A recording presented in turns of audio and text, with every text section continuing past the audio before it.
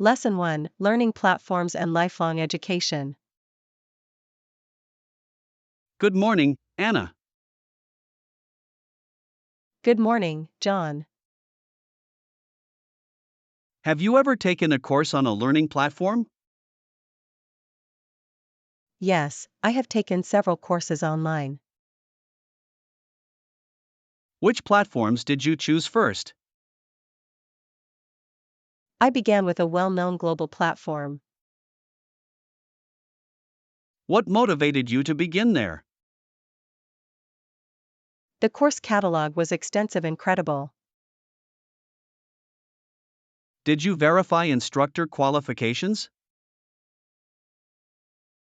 I reviewed their credentials and industry experience. How did you select courses that suited your goals?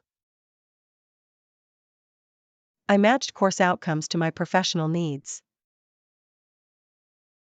Did you prefer short micro courses or full specializations? I tried both and I found specializations more comprehensive. Did you complete all included assignments? I completed most assignments to practice new skills. Did peer interaction add value to your learning? Peer feedback deepened my understanding and perspective. Were discussion forums active and helpful? They were active and often contained valuable insights. Did you value video lectures more than readings? I valued a balanced mix of videos, readings, and projects. How important were practical projects to your success?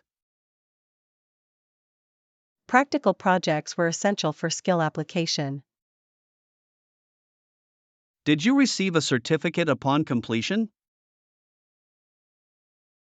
I received certificates for several completed programs. Did certificates help your career advancement? They helped demonstrate commitment and new competencies. Did employers recognize those certificates? Recognition varied by employer and industry. Did you ever pay for verified credentials? I paid for verified credentials when they added value.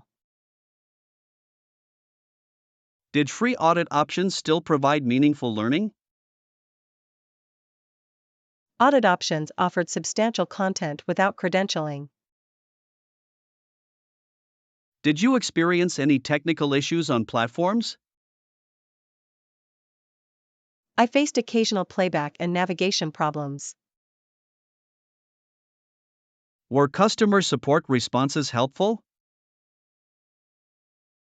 Support helped, but response times could be slow.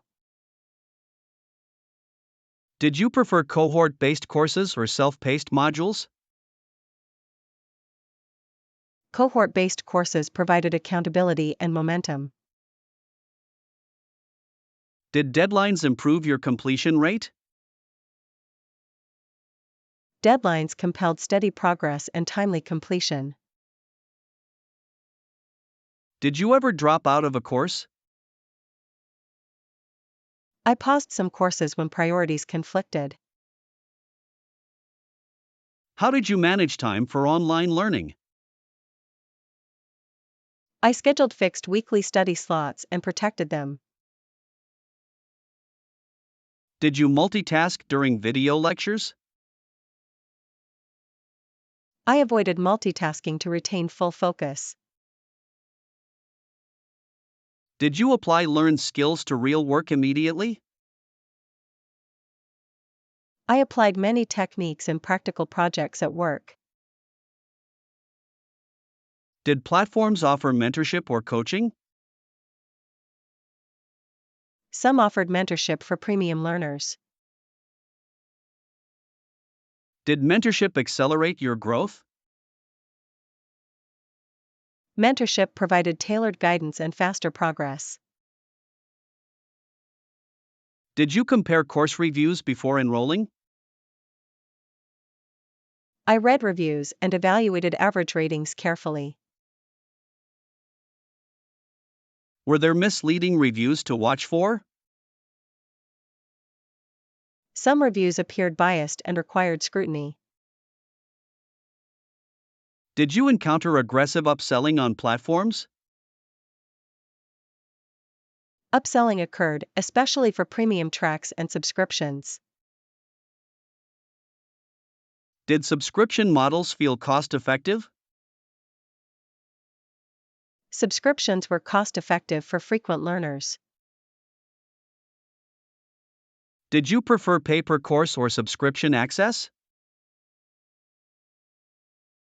I chose subscriptions when I planned multiple courses. Did platform partnerships with universities influence quality? University partnerships often enhanced academic rigor. Did you take professional certificate programs? Yes, I completed a professional certificate in data analysis. Did employers value that credential? Some employers valued it highly, others prioritized experience.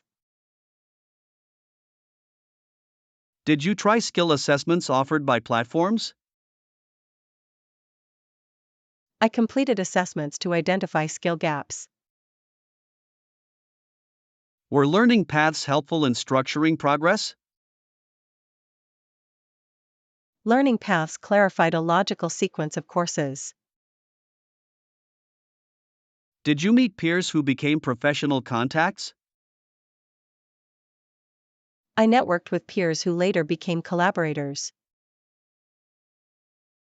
Did you use platform portfolios to showcase work? I uploaded projects to an online portfolio to show capabilities. Did platforms integrate with LinkedIn for sharing achievements? Integration simplified sharing and increased visibility. Did you worry about the credibility of instructor content? I cross-checked content against primary sources and textbooks. Did platforms ever host controversial or unvetted material? Occasionally, and critical review by learners was necessary. Should platforms strengthen peer review of course materials? Yes, peer review could improve quality and trust. Did you notice trends in micro-credentials and badges? Micro-credentials signaled specific competencies to employers. Do you think micro-credentials will replace traditional degrees? They will complement degrees but not fully replace them yet. Did you study language courses on a platform? I completed several language modules to improve fluency. Did practice exercises improve your speaking and writing? Regular practice and feedback improved my communication. Did you take live sessions or pre-recorded lessons? I favored live sessions for interaction and immediate feedback. Did platforms track your progress effectively? Progress tracking helped maintain motivation and focus. Did you appreciate personalized learning recommendations? Recommendations tailored to my goals were very useful. Did you encounter content that became outdated quickly? Rapidly changing fields required frequent course updates. Did you value courses that included current case studies?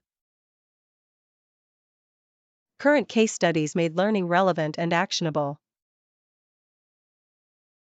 Did you ever request refunds for unsatisfactory courses? I requested and sometimes received refunds for poor quality.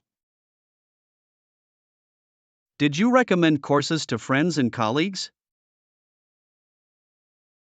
I recommended only those with proven value and solid reviews.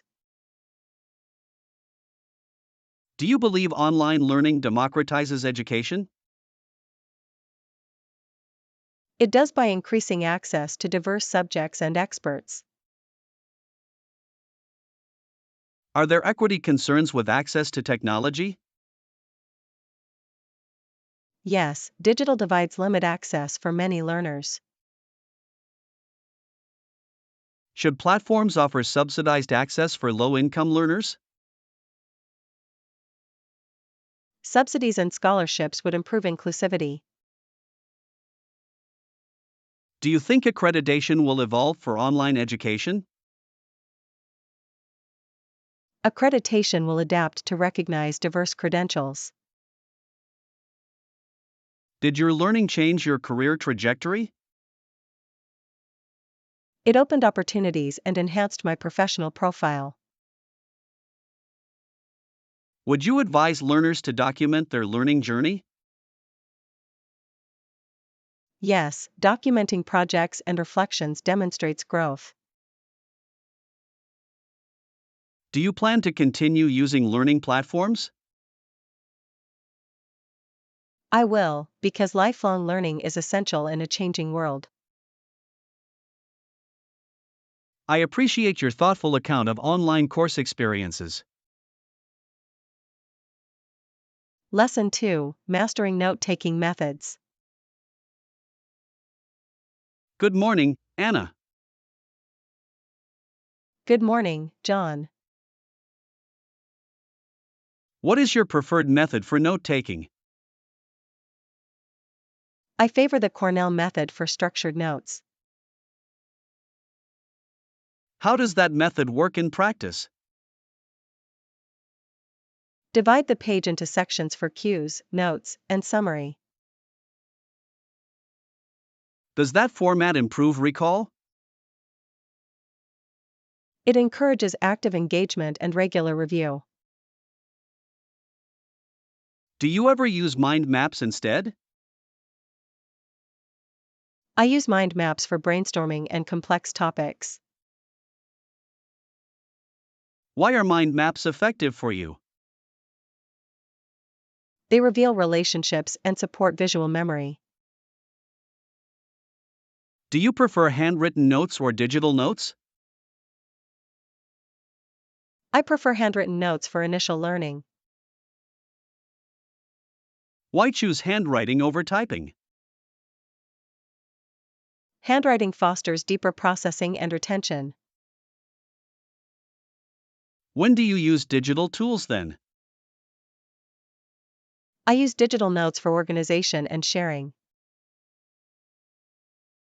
Which digital apps do you recommend? I recommend applications that allow tagging and search.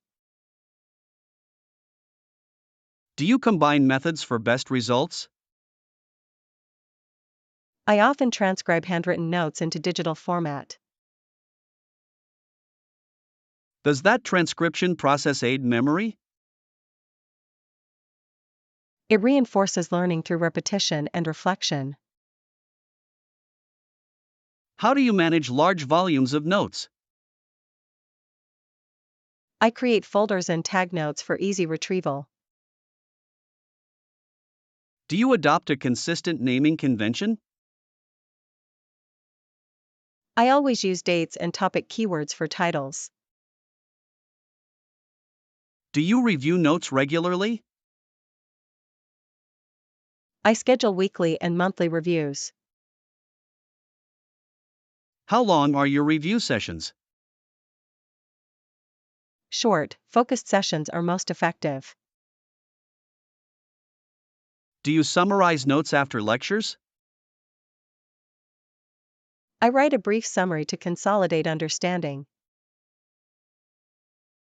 Do you use color coding in your notes?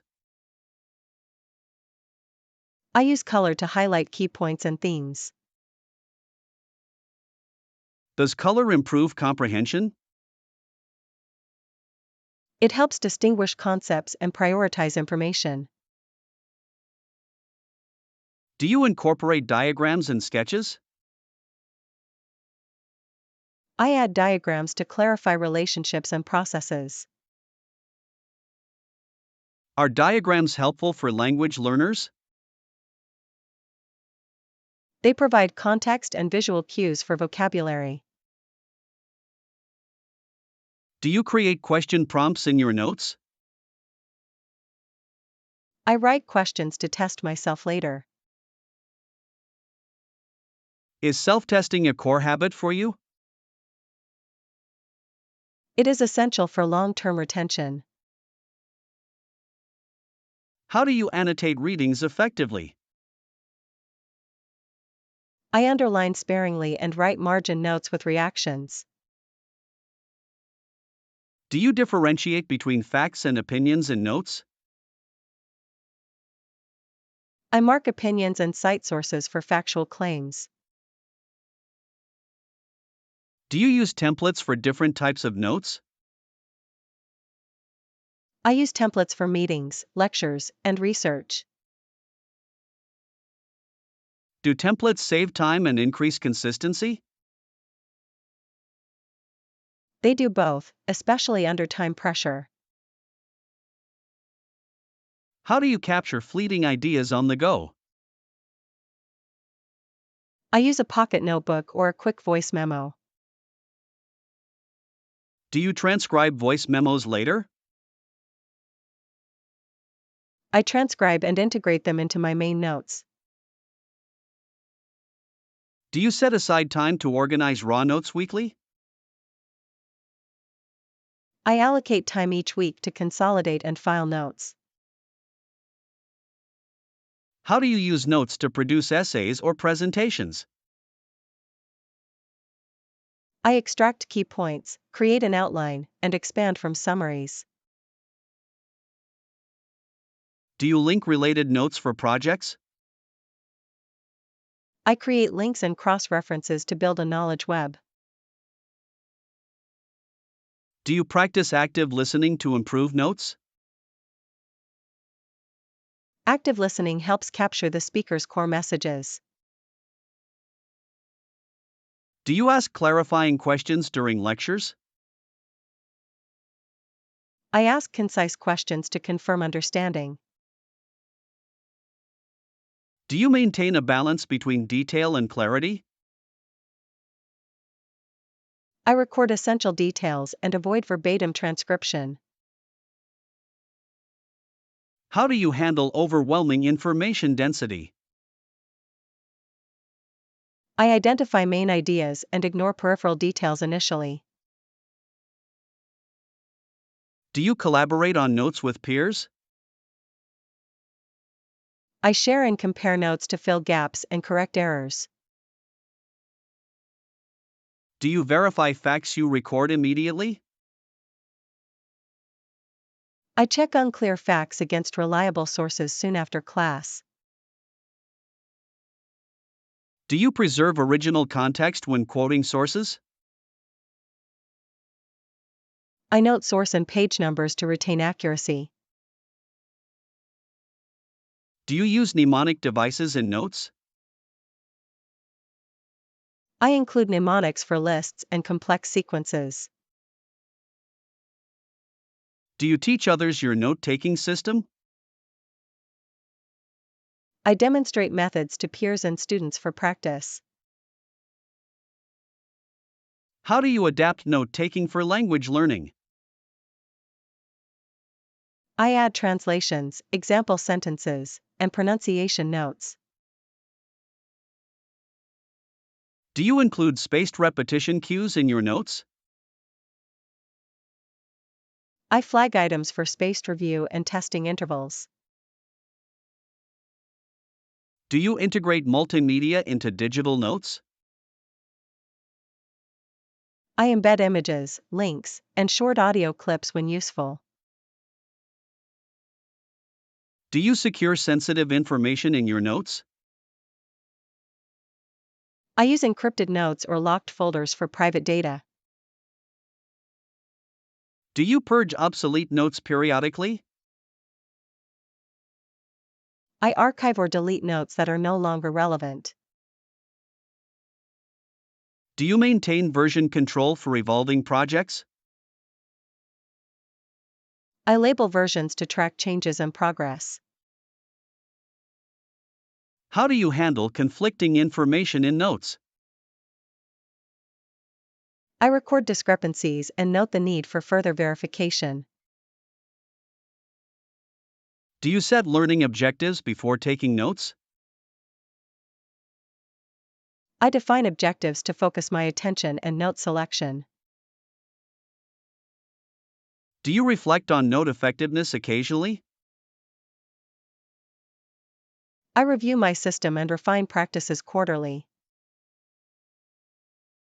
Do you recommend a single best method for everyone?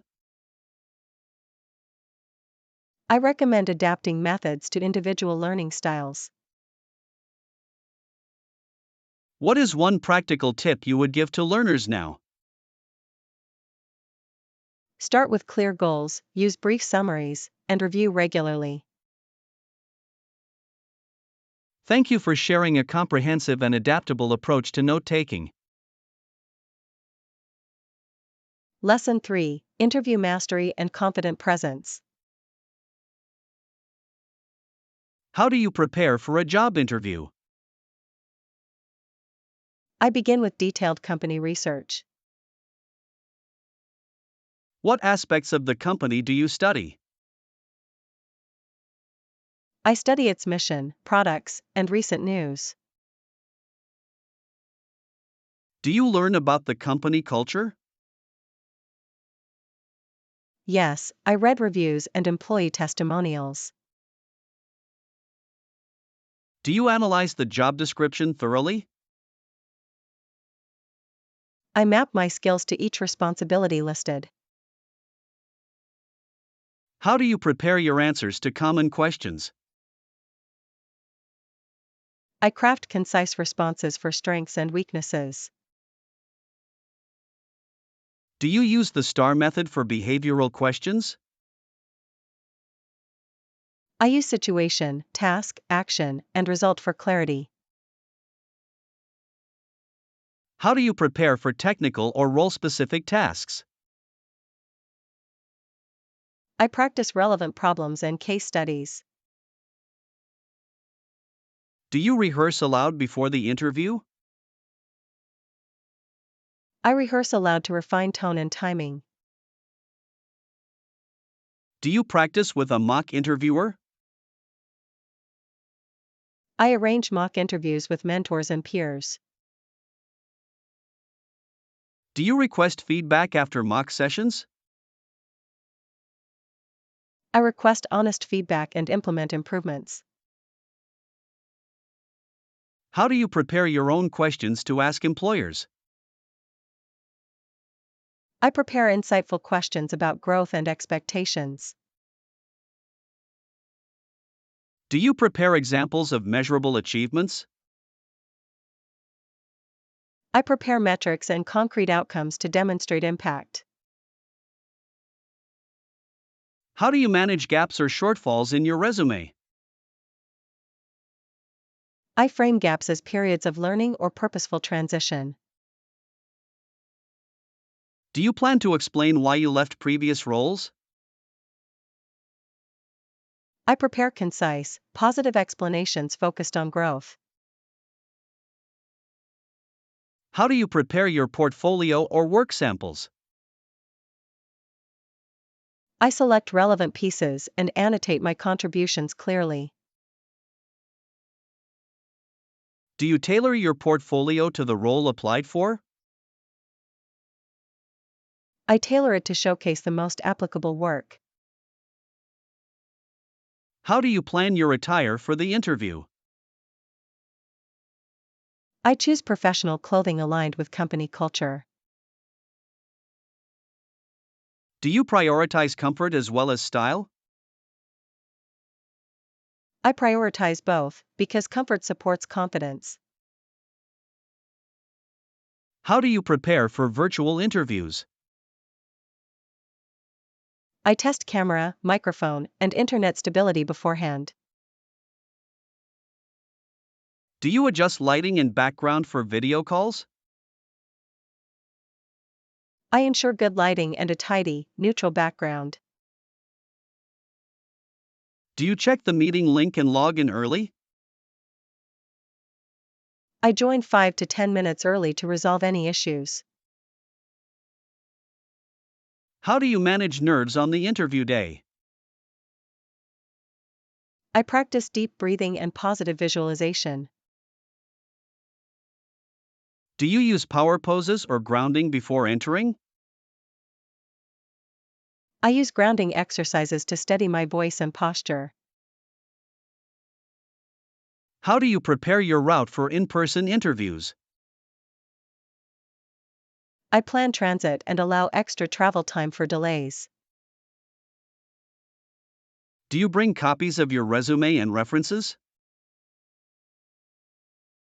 I bring several printed copies and a list of references. Do you carry a notebook and pen for notes? I carry them to record key points and next steps. How do you prepare to discuss salary and benefits? I research market rates and set a clear salary range. Do you consider total compensation, not just salary? I consider benefits, bonuses, and professional development. How do you respond to unexpected or difficult questions? I pause, breathe, and answer thoughtfully with examples. Do you ever admit you do not know an answer? I admit gaps honestly and offer how I would find solutions. How do you demonstrate cultural fit without oversharing? I highlight aligned values and relevant collaborative examples. Do you discuss long-term career goals in interviews? I describe ambitions that align with the company trajectory. How do you show enthusiasm without seeming desperate? I express genuine interest and ask intelligent questions. Do you follow up after the interview? I send a concise thank you email within 24 hours. What should that email include? It should reiterate interest and reference a specific interview moment. Do you connect with interviewers on professional networks? I connect respectfully and include a brief personalized note. How do you evaluate an offer when it arrives? I compare it to my priorities and the market research I conducted. Do you negotiate terms when necessary? I negotiate respectfully and with data to support my case. How do you handle rejections professionally? I request feedback and maintain a constructive tone. Do you use rejection as a learning opportunity? I analyze feedback and refine my preparation strategies.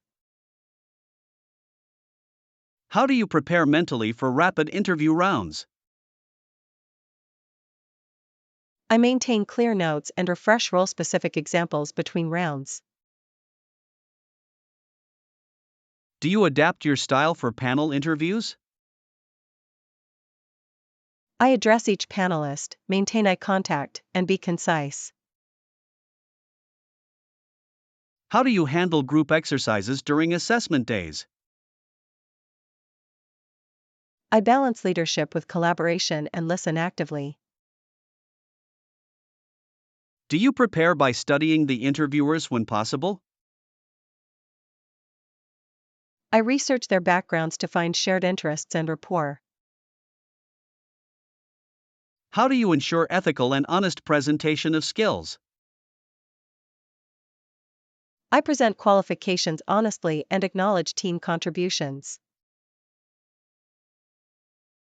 Do you prepare for cultural or behavioral interview styles? I practice situational examples and demonstrate adaptability. How do you present transferable skills from different industries? I map core competencies to the role and provide clear examples. Do you prepare a short career narrative? I craft a coherent story that connects past roles to future goals. How do you maintain confidence when competing with many candidates? I focus on my unique value and prepare thoroughly. Do you rehearse closing statements for the end of the interview? I prepare a concise closing that reinforces my suitability and interest. What is one controversial preparation tactic you have observed?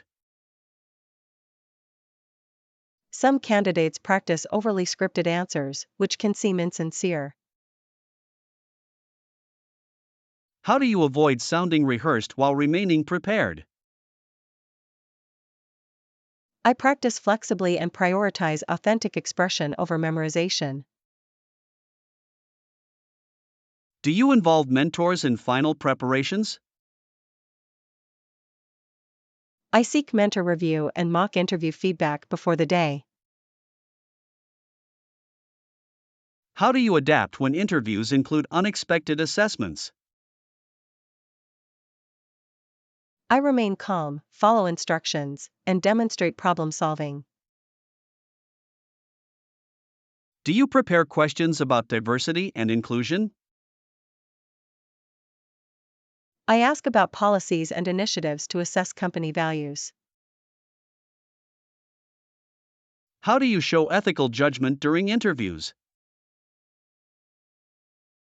I present scenarios where I balanced integrity and business needs. What final tip would you give to learners preparing for interviews?